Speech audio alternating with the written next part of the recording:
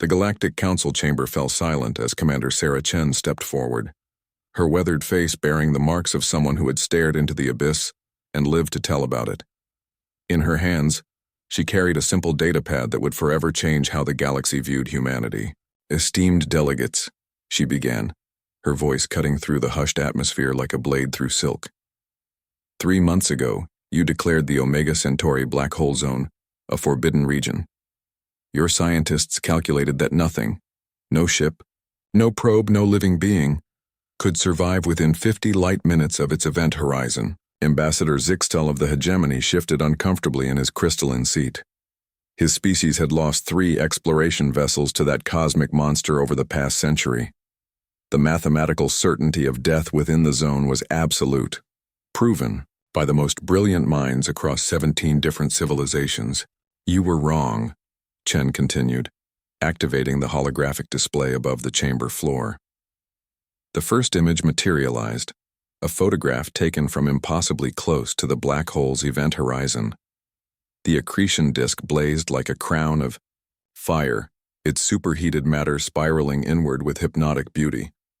Gravitational lensing bent starlight into impossible geometries, creating a kaleidoscope of distorted constellations that painted the darkness in shades of gold and crimson. A collective gasp echoed through the chamber. The image wasn't a computer simulation or artistic interpretation. The metadata confirmed it was a genuine photograph, complete with timestamp and spatial coordinates that placed the camera mere light seconds from the point of no return.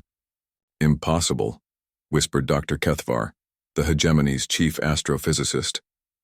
His 6 eyes blinked in rapid succession, a sign of extreme agitation among his people. The tidal forces alone should have torn apart any vessel long before reaching that proximity. Chen smiled, not the diplomatic expression expected in such formal proceedings, but the wild grin of someone who had danced with death and emerged victorious. "You calculated based on your understanding of physics, but you forgot one crucial variable: human stubbornness." She gestured, and the display shifted to show technical schematics. "Meet the Sisyphus, humanity's first black hole research vessel. While your species developed elegant solutions to space travel, we built our ships like we built everything else: crude, redundant, and tough as nails." The vessel looked nothing like the sleek, crystalline ships favored by other galactic civilizations. It resembled more closely an armored bunker, welded to a collection of massive engines. Every surface bristled with sensors, backup systems, and what appeared to be layer upon layer of additional shielding. "The Sisyphus doesn't fight the gravitational forces," Chen explained. "It embraces them.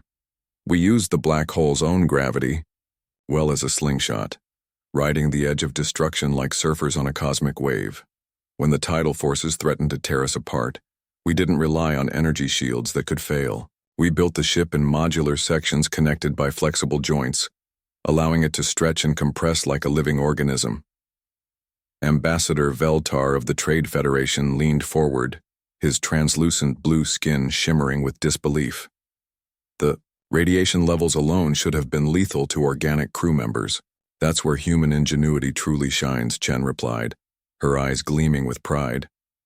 "We didn't send a crew at all, at least, not in the traditional sense.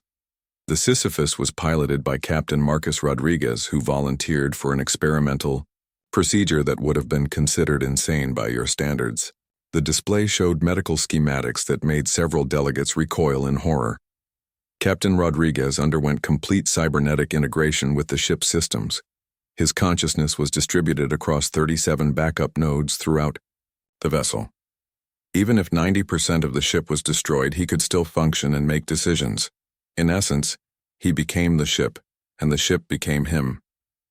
The implications hit the chamber like a shockwave. While other species had developed advanced AI or remote-controlled probes, they had always maintained clear boundaries between organic consciousness and mechanical systems. The idea of a human literally becoming one with their vessel was beyond their comprehension. For 6 weeks, Captain Rodriguez mapped the interior of the zone, Chen continued. He documented gravitational anomalies that your theories said couldn't exist. He photographed stellar phenomena that challenge our understanding of physics itself. The images continued to scroll, impossible spirals of matter defying entropy, pockets of space where time itself seemed to flow backward, and at the center of it all, the black hole itself, revealed not as a simple void, but as something far more complex and beautiful than anyone had imagined. But the most remarkable discovery, Chen said, her voice dropping to barely above a whisper, was this. The final image appeared, a photograph taken from within the black hole's photon sphere, the region where light itself becomes trapped in orbit. Against all physical laws, the image showed structures, geometric patterns in the warped space-time that suggested something vast and artificial lurking at the very edge of the event horizon. The chamber erupted in chaos. Delegates shouted in 17 different languages, their voices creating a cacophony of disbelief and fear. The implications were staggering. Not only had humans survived where others had perished, they had potentially discovered evidence of intelligence operating on a scale that dwarfed galactic civilization itself. Ambassador Zixtal finally restored order, his crystalline form pulsing with authority.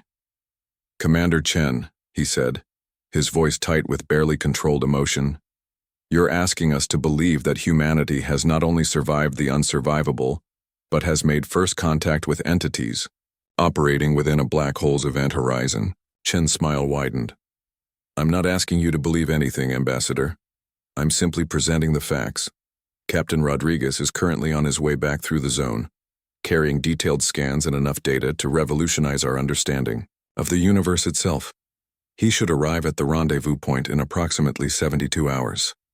She paused, letting the weight of her words sink in before delivering the final blow. "Oh, and one more thing, he's bringing passengers." The silence that followed was deafening. In that moment, every delegate in the chamber realized that humanity had just shifted the balance of galactic power in ways they were only beginning to understand. Where others saw impossible barriers, humans saw interesting challenges. Where others accepted defeat, humans found victory. They had touched the untouchable and returned with proof that even the universe's most fearsome phenomena could be conquered by stubborn determination and a willingness to sacrifice everything for knowledge. The age of human expansion had truly begun.